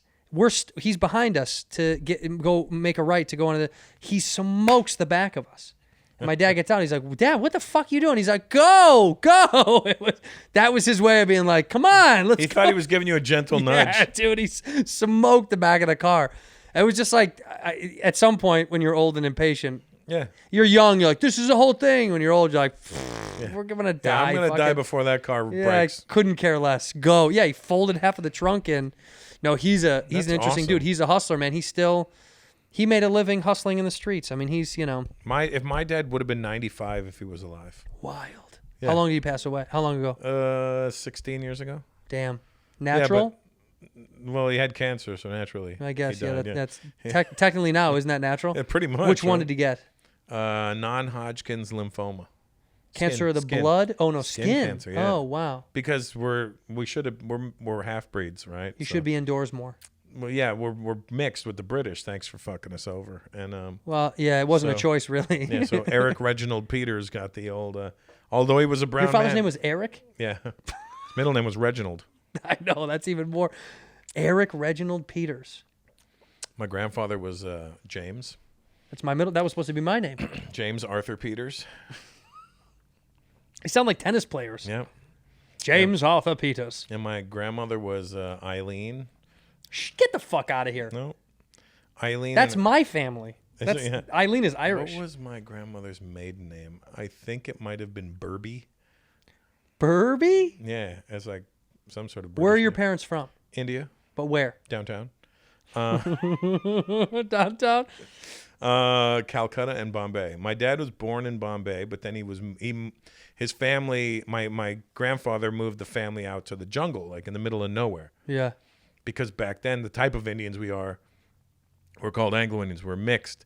So we would get all the good jobs because the British were still in India at the time. So what does that mean? Because you're mixed. What you're mixed with all the Brits, all the Yeah, white. the Brit were half British, half How much Indian. But Brit blood? How much? it went back. We weren't full. Last time my bloodline was a full Indian was like 1820. Oh wow, Like my cousin traced it back, and she goes, "Yeah, this is when it happened." that's wild. So before that, apparently on my dad's side we were Muslim. Oh really? Yeah, that's what we found out. And I was like, wow, that's crazy. And then my mom's side, she doesn't know. My mom's kind of vague with her answers, but my mom's a lot more fair skinned than my dad was. So She got all that white blood, huh? yeah. Growing up, people would speak Italian to her when we go out because Yeah, you look very tan. yeah, my mom looked like an older Italian woman. Right, like if I never knew and I never met you, I'd be like, look at this fucking Greek, Italian, Guinea, fucking, Persian, Guinea, fuck. Look at that face. I'll take the Greek and Italian. You could be 50 things though. You could be ambiguous. You're just tonally, you're just right enough to be like, oh, I could be anything. But the Indians know right away. They do? Yeah, So they you do. don't look. Any Indian friend I have, my Indian family grew up next door to me, and you don't. What was their name? Well, I can't blow them up on. What was their last name? We'll have to blank. We'll blank this out. Sarvastarva. Oh, they were South Indian. Yeah, Sarvastarva. Yeah, so they'd have been dark as shit. Which is where I learned how to do the accent. Oh yeah, well you learned the South one. Right. So that because his dad Yeah. he was the nicest, sweetest, coolest. I mean, they're a great family. They were such a good people. But he was just such a It was the first time I understood. I didn't know what curry was when I was a kid. Theirs is extra hot down there. Bro, unreal. In the South, they fucking eat lava. I mean, I didn't understand it. I didn't know. I would just know it smelled strong as fuck. I was Yeah. like, the strength of the smell. If that indicates what it tastes like, Yeah. I was like, I don't know if I want that in my body. Back in the day when I'd go to clubs and I was still living with my parents, if they were cooking, you'd have to keep your bedroom door closed so your clothes didn't smell like it. And you would have to literally be like, Mom, I'm going for a shower, and when I'm done, I'm leaving. So don't get mad if I don't say bye. I'm saying bye now. And She'd go, why? And I go, because I don't want to smell like Indian food. Why not? I go, I don't. Well, do you want? I don't want to smell like any fucking food. Right. I want to smell like me. I don't want to smell like any food. I want to smell clean and go to this club. So I would take a shower, run to my room, get dressed, and then bolt out of the house before I could smell like anything. That's wild. Yeah. Well, just because you knew it sticks, huh? Oh yeah. You'd be like this. Fuck. Do you cook traditional Indian food at the house or no? I can't cook worth a shit. For real? Not at all?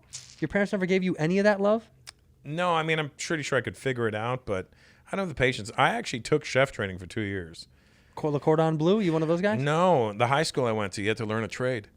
You did cooking? So I took chef training. And I was good at it then, but we're talking fucking 32 years ago was when I Right. graduated. Right. So now, no. You got a chef at the house? No. I feel like you'd have a chef at the house, though. Well, Lord Finesse lives with me, and he loves to cook.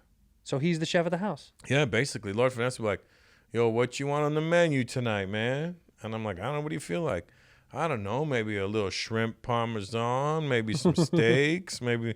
And he'll throw down. He'll make a whole shitload of things. I'm like, damn, Ness. Yeah. Like, Fill up yeah. the fridge. Yeah, I need to come over to the house then. I should come over to You your should. house. Are and you a just Lord Finesse eat some fan? meal.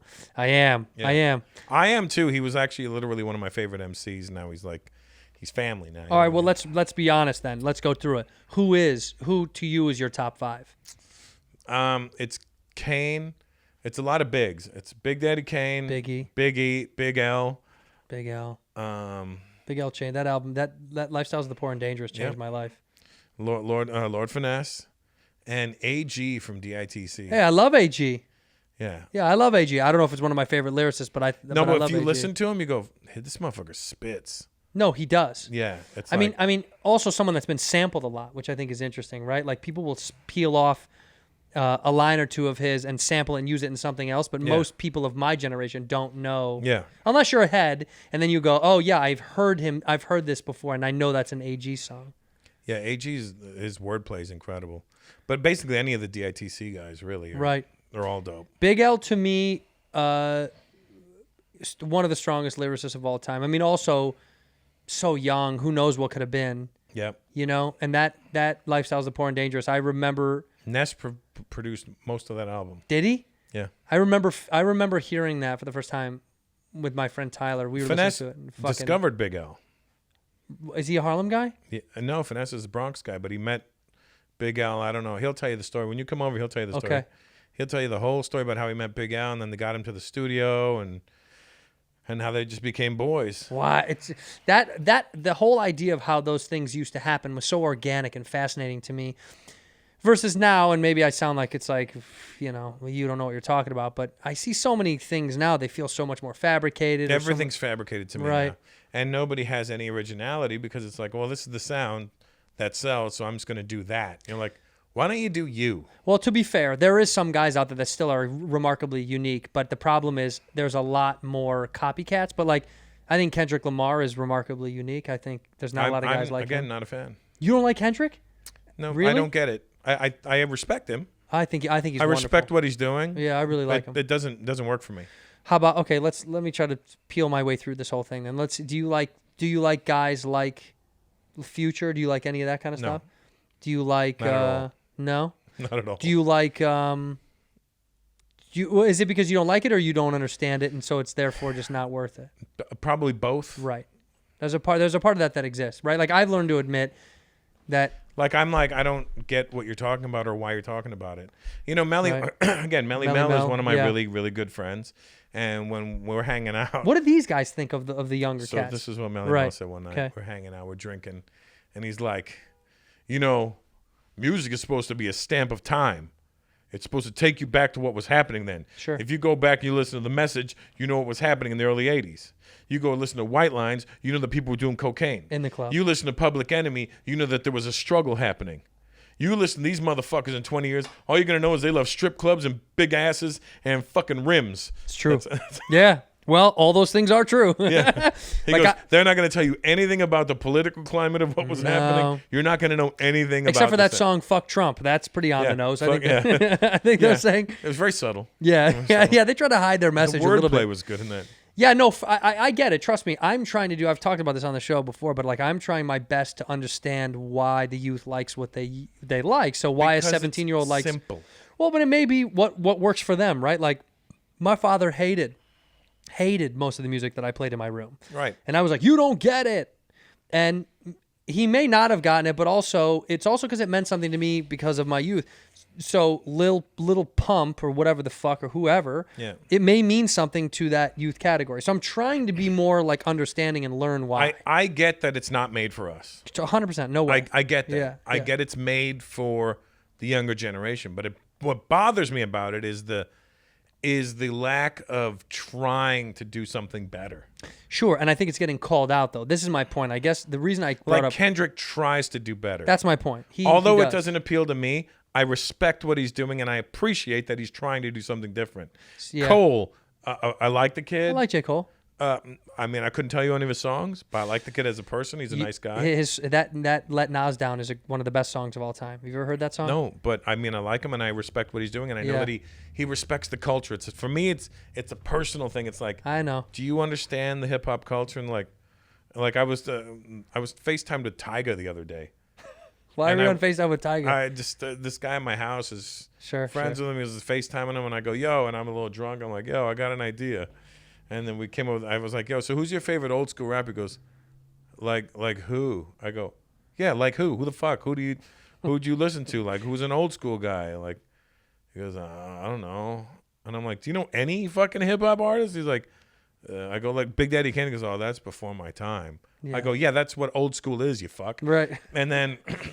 And then he goes, okay, he goes, well, I'm like Egyptian Lover. And I go, you went before Kane. Before at this Kane, point. yeah. That's I go, Egyptian Lover was dope, but I guess that's because you're a Cali guy. So you right. you He know, knows but- West Coast stuff. Yeah, and that's fine. Egyptian Lover's dope. So I Right. had no problem with that. But he's not like a rapper. Did he earn points from you though? At least a little bit. No, because I know he learned that from his mom. Right. Because his mom's my age. You know what I A mean? record that his mom had when he was a kid. Yeah. And then I was like, I was just being, drunk and racist with him. It's like, Oh, good. That's why I love being drunk and racist, yeah, man. because he's half Vietnamese. I don't know if people know that. He is. Yeah, Tiger's half Vietnamese. His mom's I would never know. Vietnamese. I would never know. So I was like, I knew that, and I was like, hey, I got an idea for it. He goes, what? I go, you need to open up like Tiger's nail shop. And they're so dumb. They're like, It didn't land at all. no. Jesus. These kids are dumb nowadays. Well, I dude. think it's also they're so focused on like I watched the Hulu put out the it was a documentary, Indian dude, by the way, one of yours, put out a documentary about Tekashi 6ix9ine. Did you see he? that? No. Yeah, you should check it out. I shouldn't really promote it as if it's great. What I mean is, What does it follow him from? it goes from the jump. It goes honestly from when he grew up in Bushwick. They go all the way back to the neighborhood he grew up in, Bushwick, and the people he grew up around. Does it follow him coming out of jail and stuff? Well, the most recent moment of it, without giving anything away, is what's happening right now. So they get to 2019, so to speak. So it's fairly current. Yeah, I mean, yeah, they show as much as they can show, and he goes as far as he can go without. Did you watch Hip Hop Evolution? Yeah, I did. Good. Yeah, I did. You know that's my show, right? But that's your show? I executive produced that. You did? Yeah. Oh, I didn't know that. Yeah, I'm the executive producer of Hip Hop Evolution. Look That's at why you have Melly Mel and Grandmaster Kaz and Cool Herc. They're all on there because I'm friends with those guys. I was like, You yeah. put it all together. Yeah, my buddy Darby Wheeler called me with the idea, and I was like, I'll do it, Darby, but we got to make sure we follow it. I want to go right back to Herc and back past Herc. To the beginning. Yeah, and he goes, yeah, that's what I want. I go, perfect. And then I said, well, I'll get us the interviews then. Right. And you set all that shit up? I set up most of it. That's wild. Most of the New York stuff. right. And now we're working on a D&D doc. I'll show you the trailer. With who? for Who it. you do? Yeah, I'm like. We're almost done. Really? Yeah, we started it like fucking 7 years ago, six years ago. Wow. Is this something that you kind of want to continue to do, or is this just like random? Well, the D&D doc is going to be our Sound City or our Muscle Shoals. Right. Like those are dope documentaries too. For people that haven't seen those, Muscle Shoals, phenomenal. Loved it. And if people don't know, Muscle Shoals is an area of Alabama that is a mecca, hub, whatever you want to call it, of some of the greatest music of all time. Yeah. Dude, it's I think that's a cool world. Do you think maybe that's, obviously not to detract from what you're doing currently. Do you see yourself at some point focusing more so on that kind of stuff and then putting comedy to bed a little bit, or no? No, because there's no fucking money in it. Sure. Well, there could be, right? I mean, I don't know. I made not one penny from Hip Hop Evolution. We did 4 seasons. I didn't make one penny. And no. But I got an Emmy and I got a Peabody for it. Fine. So to me, I'm like, nice? that's fucking Trophies better are than fun. That's better than money to me. To have an Emmy sitting in my house, I'm like, that is wild. I get to get an Emmy, huh? yeah. Did they send it to your house, or do you got how does that work? It took them You gotta 2 go years pick to it get up? it to me. 2 years. I was like, where the fuck is this Emmy? They're like, it's coming. Apparently they cast it and they didn't like the way it casted, so they got to recast it. And then they engrave your name on it and everything? Yeah. Where does that sit in your home? In my bedroom.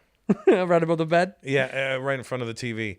Right beside the TV. But because in the old house I had it displayed in the pool table room, but Sure. I had to downsize the house and there was nowhere else to put it but in my bedroom. Pandemic made you downsize the house. That happens, right? I got kicked in my pandemic. That's fine, man. That's fine. No, so you lost a pool table room. You're fine. I lost a pool table, lost a man cave. But it's not your only house. Lost my golf course. What do you mean? I had a 9-hole putting green at the old house. Fuck off. Yeah. Really? It was a beautiful house. I didn't know you were a golfer. I'm not. You don't know I'm there. How do you know I'm married? Like, I don't know you're a golfer. You know, I'm not a golfer at all. I've still have never golfed to this day. But why'd you have it? It came at the house. The old white dude that had it before had it. Yeah. The old Persian guy, matter of fact. And really? And my son used to love running around the golf course because we take the, Do you have any interest in golfing? No, not a little bit. Why not? Because of, I don't know. Everyone's like, crack you got to do the code. It's phenomenal. You're gonna. I swear to God, you'll like it because you like. If you like any sport that has intricacies, which you do because you love fucking jujitsu, which is the most intricate fucking sport there is, you would love golf because it's all about small things, which I think little adjustments. Yeah, it means everything. So like, it's like in jiu-jitsu, I've argued with Rogan about this. Rogan makes fun of me. He'll make fun of me about anything, but he'll make fun of me about golf because I'm obsessed. I love it, but I've loved it for years. How often do you play? In the pandemic, I'm playing a lot. Are you a righty or a lefty? I'm a righty. Really? Yeah, in the pandemic, I played a lot. I played. Did you play street hockey growing up? Yeah, of course. Everyone plays. Were you a righty then too? I could go both ways when I played hockey. Hey, you. Well, and then I would also go both ways with a stick. Yeah, that would fuck the dude. Either stick. Right. A lot of sticks, dude. I love with sticks. I'm a lefty with hockey. You are? Yeah, so I guess I'd be a lefty with golf. Honestly, it depends. I know baseball. I know baseball guys that are lefties, but they swing righty in golf. Yeah, my buddy Royce Clayton wants me to. He's gonna take me. We out know with him. who it is. You know Royce, right? Yeah. So Royce is like, yeah, I'll take you out with me. I go, you're gonna need patience because I've never done this. I promise you'll fall in love, man. He goes, I'll take you on a day when we're not playing for money or we're just fucking around. I go, yeah. He goes, we're just fun. We have cigars and we drink. And I was just gonna say. So this is the thing. I know about you. I know you like to have a couple of drinks with the sauce, and you like cigars. Those are the two of the mainstays of hanging out while you're golfing. Yeah, that's what I'll do. And you get to hang with your friends. Whenever people, that's what I tried to convince Rogan of. I was always like, dude, it's friends spending time together, drinking, smoking, and talking shit. I was like, we already do that.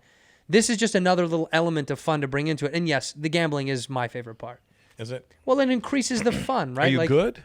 I'm pretty good. Not with gambling. I mean golf. I'm bad at gambling. I'm bad at sports gambling.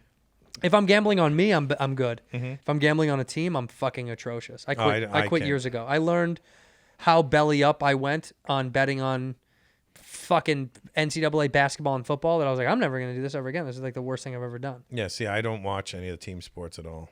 Nothing. Nothing. Like even pro, like NFL, NBA. To be honest with you, football is the most irritating sport in the world to me. Why? Because do you know that they've actually counted it? It's like 12 minutes of actual football being played in a 3-hour span. No. There's you mean a physical action? Yeah. That's like, yeah. Yeah. All right. Well, then, sports center. I get irritated by it. It's like, okay, catch the ball, fall down.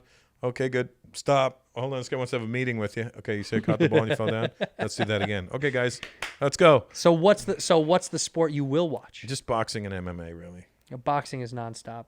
You like boxing more than MMA? Boxing is always going to be my number one, but I love MMA as well. You know, I was never huge on MMA. I enjoy it, but I've always liked boxing significantly more. But it's only because I grew up with it. It has nothing to do with. well, that's the same thing for me. Details, It's very I nostalgic. just like it. I just like my it because dad and I and I know how to call shit before it's going to happen, which is pretty fun for me because people go, "Hey, how'd you know that?" I go, "Well, it was obvious. That's what he had to do." Right. And it's Versus MMA is a lot harder to call. Well, when on the ground, I can call it. Right, but up But top then when is they're standing tough. up, because I'm like, okay, I see what he's trying to do here. Right. You know what I mean? And then with baseball, I had no clue there was a strategy or a game plan with it. I was like, It's like they're out there just fucking around. yeah, I thought, okay, this guy throws the ball. That's his job. Your job's to hit it. What fucking game plan could you have? You know But what I mean? did your dad like cricket when you were a kid? Cricket's My dad did like cricket. It's a yeah. massive sport. I didn't have the time or patience to watch it. But here's a funny thing. So yeah. Royce was at my house during the World Series, and because he won a World Series, Yeah. and he played professional baseball, and I don't know him as an athlete. I know him as this guy that hangs out with me and smokes cigars, right? You have none of that. No memory of it. I've never seen him, but like he's a really great guy. He's a cool guy. So That's so funny, dude. you know what I mean? So we're watching the baseball's on the World Series, Right. and he's like, "Here's what he's gonna do. He's gonna do the blah blah blah blah blah, and then they're gonna score." And everyone like, I'm with like these baseball fanatics in my house, Right. And they're like, "No, that don't make sense. That's not gonna." And then Sure he's enough. like, and then sure enough, everything he fucking said, and then be like, "Ah, that's what they had to do." And I'm like, "Wow, I didn't know there was a strategy to this sport." Big time. I think baseball is, again, whenever comics, I remember like whenever comics, when I was starting out, used to joke about like jocks versus nerds. And the irony to me was baseball is the most nerdy sport when you look at it. It's pure analytics. That's literally all it is. Honestly, it's genuine. It's all numbers. It's just, if you're a real dork, you probably would love baseball. So Is the that why idea, the Japanese and the Koreans are so good at yeah, it? well, that's why they're so good at the numbers. They're not really Yeah. great at the game itself because they're not big enough people. That's the problem. We got a couple, but the problem is it's size. Nobody grows better than Americans. We're the best. We got at the it. most steroids in our food. Well, we're the best. And also, I should take it back because baseball's filled with fucking Dominicans and Cubans and anything. But we know how to like force them through these systems to make them the best version of that athlete. But baseball is just pure numbers, dude. Like, I mean, it's literally just about doing analytics until the day is done, until you can figure out which person makes the most sense for what time period and what during the game, and the odds. It's the pure odds over what they're going to do versus this guy and how that's going to advance the next player and the likelihood of scoring. I mean, Billy Beane did it in the Oakland A's. Did you ever see that movie with Brad Pitt and fucking Jonah Hill? Oh, I remember that movie. Hardball. I mean, What was it called? That wasn't it Hardball or something? was it Hardball? What's wrong Something with me? like Why that. can't I think of it? I'm Fastball, some ball, I'm so bad at that. some kind of ball. Names of stuff and famous. Somebody said that to me recently. They were like, "You pretend like you don't know Hollywood. You work in Hollywood." Because I joked, I don't know Chris Pine and Chris Evans. I don't know the difference. But I wouldn't know the difference But I either. don't. I really genuinely don't. There's a lot of those guys like that, though. They're kind of like these pretty blank white boys, and you're like, okay, well, I can't tell them apart. I wouldn't know. I'm not good at that. Like I say to my wife, I say to the old bag all the time. I'm always like, "Who is that girl?" And she's like, "That's so and so. You've seen her 1,000 fucking times." But I just am not good at it. I can't. Comics, I know any fucking. I could see a comic once in like Detroit or in Indianapolis. Yep. If I ran into him in an airport, I'd be like, "I know that. I've seen that. I remember that dude." There's this kid I'm working with in Houston, this black kid, Jeff Joe. Jeff Joe. Have you seen him? Jeff Joe. What a weird Jeff fucking Joe, name. what a fucking name. name. Kid's fucking funny, though. He's dude. good? Oh, my God. And does he live in Houston still? Yeah. Shout out to Jeff Joe. Jeff Joe. Is he opening for you? Yeah, he did. I saw him online. I was like, yo, I want this kid to work with me. That's dope. Yeah, he did this joke about people using big words around him and how he's always using Siri to find out what the word means. And he goes, yeah, one of my friends called me. He's like, yeah, sorry, I couldn't make him. I had to take my dad to the phlebotomist. He goes, hey, Siri, what's a dad? I was like, fuck, I love that shit. That's great. I love the little fake out. Oh, shit. Yeah, Siri heard. Shut up. Phlebotomist, by the way, genuinely, from the bottom of my heart, don't know what that is. It's they're the people that take your blood. Really? Yeah. They're not called blood docs? Blood takers? Blood peeps? They're not called Bloods? No, they're not bloodsuckers. Those are called agents Oh, right. And managers? and managers. You have both, don't you? My brother's my manager, so he's not a bloodsucker. But Really? yeah, Are you ever weary? no, he's not Dane's brother. He's mine. I was just gonna say, you never know, dude. They could creep up on you. I said, does that ever fuck you up though to think about family and business? No, Never. it's just me. Are you an only child? I have a sister. Older? And younger. Yeah, so it's not going to work. Yeah. Well, I would never let her work for me. That's, My brother's 6 years older than me. He was always been my big brother. He's always looked out for me. that seems like the most likely to fuck you over though. No, Your older never. brother. My brother we never even fought growing up. And what was his thing in life? What did he do before becoming your manager? He's just smart. just smart dude. He worked in international contracts for an oil company. Oh shit. So when I started to make it, he was like, "Well, let me look at this shit," and then he started figuring it out. He goes, "Well, we got to start doing things strategically now. Right. If you're going to do this, you might as well do this, this, and this, as opposed to doing this, going there, and then coming back to like, it doesn't make sense." So it was like he really structured it. Did he live in Toronto and you moved him out here? No, he still lives in Toronto. He still stays out He's there. still in Toronto. Does he have anything to come out here? No, Like he's got a wife and kid there. he doesn't? He couldn't care less. And my mom's out there, so he's he's holding it down. Do you have any idea to go back or no? I would love to. Go back. I can. I got 2 kids and 2 baby mamas out Take them all. here. Yeah, fuck that. Steal the kids, dude. I'm not a snitch. I'm not buying that many houses. Right, that's the problem, Yeah. huh? That's what it is. I always hear that with friends that I'm like, if they have kids from marriages from before or whatever, they're always like, they can't leave. That's like the number one thing. They're like, I can't go anywhere. Where are you gonna go? Until the kids are growing up, and then you can go wherever you want. Listen, I had my son when I was 49. Wild. Where am I fucking gonna go? I know you. I know. Well, Yeah, when he's 19 or 18? When I'm 68, I'm gonna move to New York. you could. Why not? Who says no? No, but I'm saying, all right, guys, let's party. Yeah, why not? You think there's not? You've been to Miami? That's all 68-year-olds that are fucking living their dreams. That's true. Yeah, That's true. every time I go down to Florida, I'm always like, these are all the dudes that waited till the kids grew up, and then they were like, let's fucking do it. You're the new generation of. I guess I'm 50, and my 50 is not the same as our parents' 50. Not even close. I dude. looked at a picture. My of dad never wore a sweatsuit ever. No, No, this is like not even like a Sergio Tacchini one. no, no, dude. No, it was always like Pierre Cardin. yeah, back in the day. yeah. No, he wore Pele jeans, and I think it's the generations have made it so that those old rules don't exist anymore. So fuck, when you were 40, you had to be like a grown up. Like now When you were that's not 40, you were like 60. right. You were old. It was like you're on your way out. I looked at a picture of my mom when she was 48, and I was let's see, she's 48. I was like 19. Right, 20. She had a 20. Yeah. And I was like, Jesus, you just gave up. What I a said to my dick. mom, I go, what did you just stop? What did you do? Like, you look old as shit here, Ma. But the pressure of And life. my mom's 79 now, and she looks the same as she did at 48. Right, that's why I think that's my theory about Betty White. Betty White's been 90 for like 90 years. Like you see How her. old is she? She's gonna be 100 this year. Isn't She might be around 100, but she's one of those people where you're like, God, how's she still alive? And it's like, well, yeah, because she got old early. Yeah, You know what I mean? Like she was smart. Betty White. How old is Betty White? Because the running joke forever was like, how is it? She's 98. Yeah. Damn, she'll be 99 in January. Wow. God damn, dude. And But she's still sharp. It seems like. yeah. Yeah.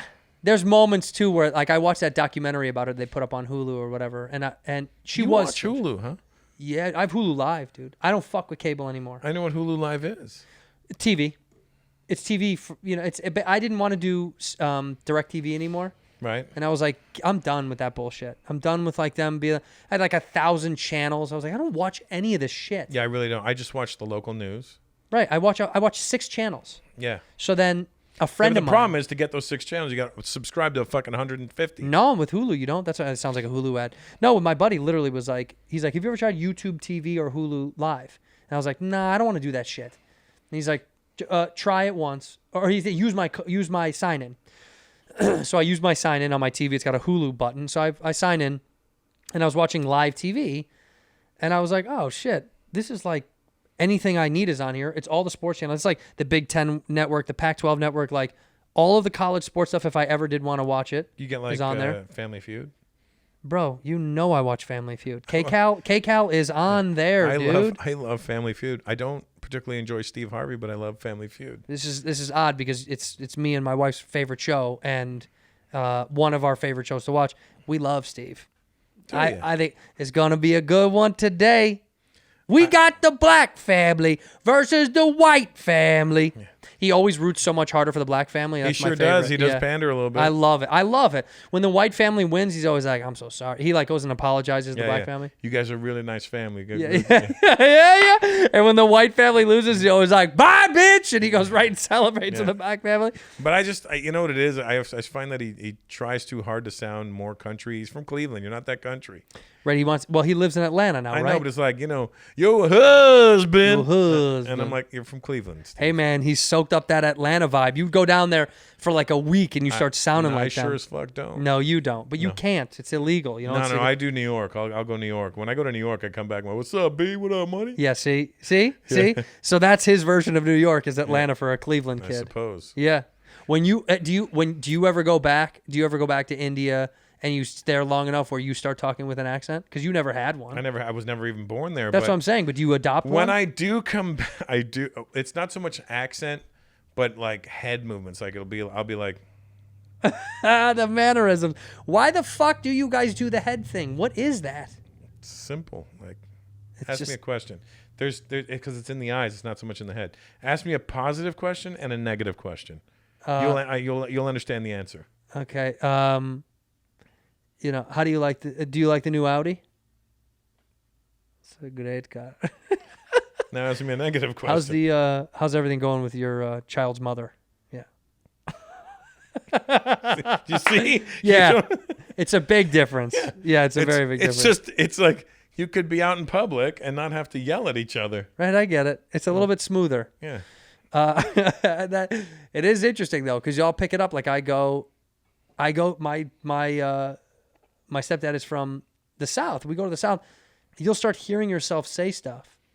You know what I picked up years ago and I never got rid of to this day? I say A on accident, and I do it a lot. Like from like a Canadian? Canada, but for no reason. But I think I say it because I like it. Like, I'll add it into the end of a sentence. Do you add it the same way we do?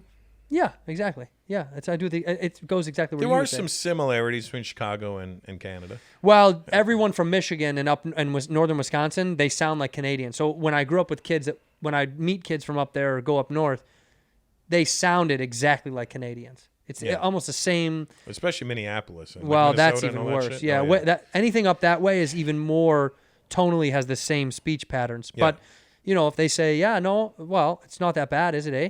And it made sense. It's a word that I didn't understood why it was in there, but it was like, well, I guess it's like a question mark. Yeah, it's like the huh. It's an American huh. Yeah, but we don't say huh at the end of it. We don't. Some people do. I know, huh? Yeah, I guess a Mexican. I know, huh? Yeah, I know, huh? Fucking. But and Canadians, we say pop. I say pop. That's what Midwest says pop. Yeah, I don't say soda. To me is the weirdest. There was a company growing up, and we only thought rich people had this because you would see it. Like there was this truck that would drive through the neighborhoods, and it said the pop shop. The pop shop. And they would drop off cases of soda to people. At people's doorstep? Yeah. It was like a pickup and delivery service. Fancy. Glass bottles and be like grape soda, lime soda. You can mix it up, get cream soda, whatever. And they drop off like the 24 pack or whatever, how many ever you ordered. And whose dad is an executive in that neighborhood, huh? And it was the pop shop, and shop was spelled SHOPPE. Shoppe, yeah, whatever. Pop that is. shop. Yeah. Pop shop. Yeah, that's fancy blood, dude. I had a girl in my neighborhood. We'd see it and be like, wow, who the fuck has that kind of money? That's bread. That's heavy bread. Yeah. Isn't that funny when you're a kid that you think some things are very expensive, and then you get older and you're like, oh, I didn't know that was so cheap. Yeah, I didn't know my parents were that fucking cheap. Like, that's what it is. You're like I would have never known. My dad didn't buy a car with air conditioning till I was about 16. Because he said it consumes more gas. And it does. And then he never would turn it on. Well. And I'm like, but why did you get it? I get it. He's right, though. By the way, it does consume way more gas, so the man is smart. I'm sure then, not now. No, it still literally does consume more gas. The engine runs harder, but it's minimalistic. But also, hey, man, the small things matter to Pop. You know? Oh, yeah. Yeah, everything mattered to Dad. Dad, like, did you get yelled at for the lights? Lights. I yell at people for lights in my fucking house. Yeah, I took it from my dad. And right when I was leaving to come here, I meant to hit the kitchen button, but my house is automated, and I hit the welcome button, and it turned on every fucking light in the house. Do you have a thing on your phone? Yeah, so I was like, can somebody turn off all these lights? I got to leave. Don't you have like the, hey Siri, turn off all the lights in my house? Do you have one of I those? feel like I'm just going to do it while I'm talking. Yeah, do it. Yeah, you can do it right now. You know, if that's okay with Turn you. off all the lights inside of your house right now. Well, I'm just going to go through it. Let me see the app that does it. This is rich shit. Crestron. So dope. Okay. I have dining. manual lights. You know what those are in my house? Oh, yeah, a guy named Manuel comes and Yeah, turns on your lights. Manuel's the one that put them in. And I have to touch it, turn it on and off. I'm turning off. What's the next show that are you doing any more shows or no? I'm doing Houston When? in a couple of weeks. Say it, so we'll throw it out. December 4, 5, 6. Go out and go see the Russ P. December 4, 5, 6 in Houston at the Houston Improv. Houston Improv. Is it nice to be back in clubs, Stadium God? Huh? This guy's doing stadiums all the time. I always do clubs just to keep but you myself do a honest. stadium tour. Yeah, once I get my club run done, so I can get my act together. Right. You know, that's the reason I do it. What's your favorite club? What's your least favorite club? I pretty much like all the clubs, but there's certain clubs I don't enjoy. Like bury them. Let's bury them. It's mostly because I didn't like the way they treated me or whatever when I Sure, was there. shout it out. They treated me like I was a fucking like middle of the road guy, and I'm like, Right. fuck you, buddy. I'm only doing this to fill time, and then every time they keep trying to put it back on my schedule, I'm like, no, I don't want that club. Right. Well, they learned their lesson then, huh? Yeah. So like, there's that Helium in St. Louis. I don't particularly want to go back. Didn't there. like it, huh? No. Okay. Log it. I'm logging that in. I'm logging it in. Yeah, I mean, I'm pretty sure I'll be back there, but I don't like doing Alabama. Huntsville. I was supposed to do Huntsville, but we blew it out because the tickets weren't selling the way we wanted them to. Stand Up Live. Which one in Huntsville? That's Huntsville. That's what I was supposed to do. Oh, bro, I had so much fun. I was doing a gig. I did Nashville. I love Nashville. I mean, those are my people. Now, dude. here's the thing. The first time I did Zanies must have been like 2006, I think, and I hated it. Really? Then I went back maybe about much later, like maybe fucking 8 years later or something, and I loved it. I was like, dude, okay. I love it. Those are the Lucy out there. I love Zany's Nashville. I had so much I love fucking Nashville fun. itself. Yeah, that's a phenomenal city too. Yeah, I love Nashville. I love Texas as a state. Texas is, I love yeah. a lot. Most of Texas, I love. There's parts that I'm not a big fan of. I haven't seen all of it, but the places I've been to, I really dig. Yeah, there's a lot of great spots. I'm not going to move down there. I'm not going to make the Rogan exodus like everyone's. Now, who else jumping moved down. out there? Segura, they're moving down there. Is he? Yeah, Fucking Tom. they're out, dude. They moved their whole unit down there. But yeah, no, I went down to Huntsville for a one-nighter after I'd done Nashville, and I had a fucking blast. Also, I was like being a judgmental dick, and I was like, well, who's gonna be out in this random little town in fucking Alabama?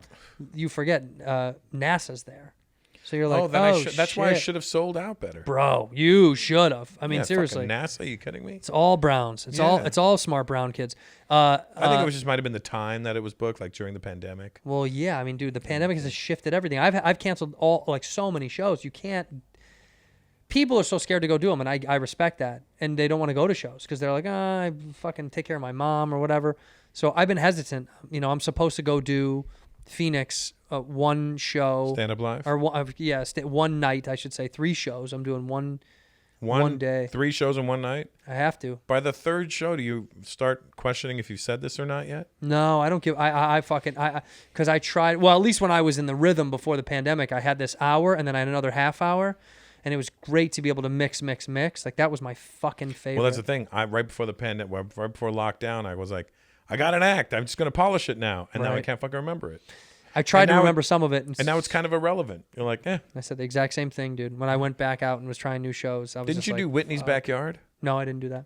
I thought you did that. No, dude, I didn't want to go to I didn't want to perform in front of other comics. Yeah, that's the thing, and I'm like, I got so weirded out by it. I was like, I can't do that. I can't do that. yeah. I mean, I already know that they don't like me, so I don't. Only 2 of no, I'm kidding. Not fucking. No, it's not that they don't. It's just I don't like the judgment from comic. Like, I Yeah. told a friend of a friend had said, "Will you give this guy advice? He's trying to get into stand up." And the first piece of advice is always get out. Don't do it. It's not worth it. Yeah. Bail. Well, whenever guys like or Go away. whenever don't do comics like a comic too much, I'm like, Nah, it's not going to work. Yeah, well, these aren't the people that are going to buy your tickets, are they? So Right, but that's the thing I said to him. I said, don't worry less about what other comics think of you as a comic. Worry about if you want to be friends with people and create a cordial universe, that's great. yeah. But I was like, that's where you should give less of a fuck about if they love your comedy because they're not going to pay your rent. You know, no Ever. comic is going to be Ever. like, hey man, fucking, I wanted to help you out because I think you're great. And he was like, oh no, I get it, but I understand the pressures of a young comic are always to be like, you want the back of the room to laugh, and it's like, yeah, sure, but also like they're not going to come see you on They the road. don't care. No. They actually want you to fail. Of course, yeah. They're more inclined to not laugh because then, in fact, most of the time, they will laugh at trash because it makes them feel better Yeah. about how much better they are than Yeah, you. I can't believe you wrote that. Ha, stupid. Right. Oh, no, yeah. No. He's sweet. He's nice. Yeah, that was the advice I gave this guy. I said, dude, I watch just, a lot of the comics who we all follow each other, and then I watch how they all jerk each other off in their comments. Right. And then I look at my comments or likes, and I don't see any of them like my shit or comment. I'm like, I know you follow me though. Why the fuck are you following me then? Following though, well, for me on a personal level, I think all comics, all of us should stop following each other because it's stupid. Like, even if I'm friends with you and I like you, why are we following each other? Like, I that Instagram thing is just for fans anyway. To me, I'm not a fan of Instagram at all. Or well, any of the it's a waste. I hate doing social But media. I do think it helps connect with the fans. It's a waste as far as like comic to comic. That to me never made sense. And I did it because we all do it. Yeah. But I wish I could put out a public thing being like, hey man, I'm not unfollowing you because I don't like you. There's no reason to this is just for me to put out to the fans and stuff that I want to interact. It's a business tool. Yeah. Like if I want to really know about It's like you. giving another comic your card. Right. Here, man. It's like, fucking, I give me a know call. you. What the fuck? yeah. Yeah, it's just a scroll of cards is all we had to see. Hey, do you want to see my sizzle reel? No. Fuck no. No, dude. I mean, I'll look at it and laugh, but no, I'll I take don't you want to to see it. Sizzler. That's about as close as we're getting to that, buddy. I think that's the new rule. We should stop following our friends as much because it's becoming this weird. I said that the other day. Well, a lot of comics are your fake friends too. I mean, I found Sure. that out over time, and Well, this I've had a conversation with a couple of comics. The pandemic has brought it out the most. Who actually kind of cares about you or whatever, or who? yeah, I figured it out. Yeah. Well, I think this amplified it too. I think this whole thing was more like. And then you find out that there's people that really care about you that you didn't know. That's exactly right. You know what wish I could mean? Like mention Joey names. Diaz Yeah. fucking checked on me a lot. Yeah.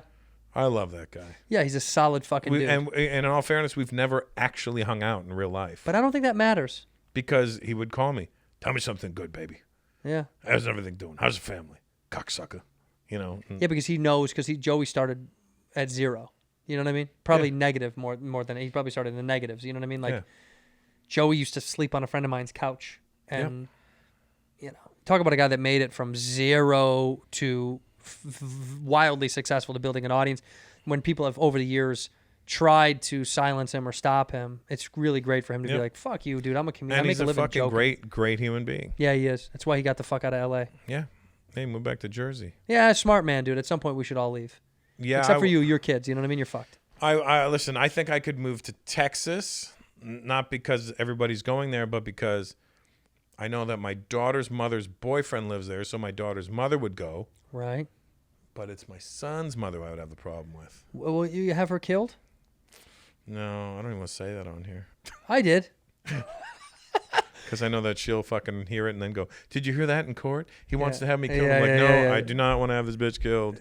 That would be the greatest can we get in that court. part out of the I show? don't want this bitch killed in court. All right, well, look, we end the episode the same way. You look in the camera, you say one word or one phrase that ends the episode, and this is how everyone will remember you from this episode. So I'm off camera, wait till I'm off. One word or one phrase to end the episode. Go ahead when you're ready. Is the camera on me? Oh, yeah, babe. Potato legs. In here, we pour whisk, whisk, whisk, whisk, whisk. You were that creature in the ginger beard. Sturdy and ginger. Like vampires, the ginger gene is a curse. Gingers are beautiful.